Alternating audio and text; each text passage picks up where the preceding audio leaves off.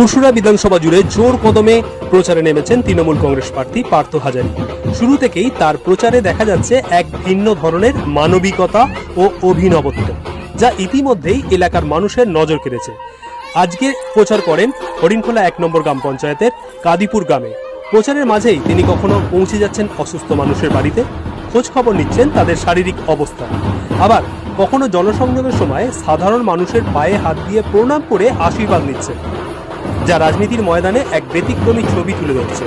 এতেই শেষ নয়, ধর্মীয় আবেগকেও গুরুত্ব দিয়ে বিভিন্ন মন্দিরে গিয়ে ভগবানের চরণে ফুল অর্পণ করে নিজের প্রচার শুরু করেছেন তিনি।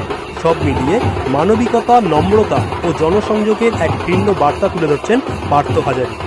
এই অভিনব প্রচার কৌশল ইতিমধ্যেই পুরসুরা বিধানসভায় ব্যাপক সাড়া ফেলেছে এবং ভোটের আগে রাজনৈতিক মহলেও শুরু হয়েছে জোর আলোচনা। দেখুন বিস্তারিত।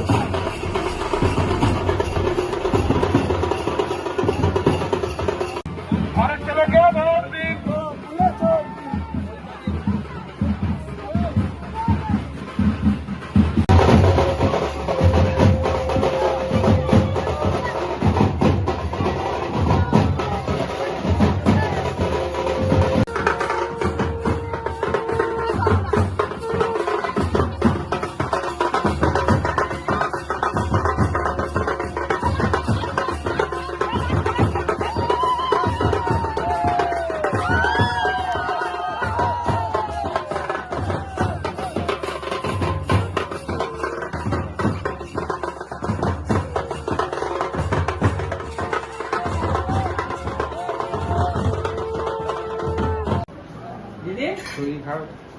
চিনতে পারছো? পার্থদা, সূর্য ভাই। হ্যাঁ দিদি ঠিক চিনতে পারছি।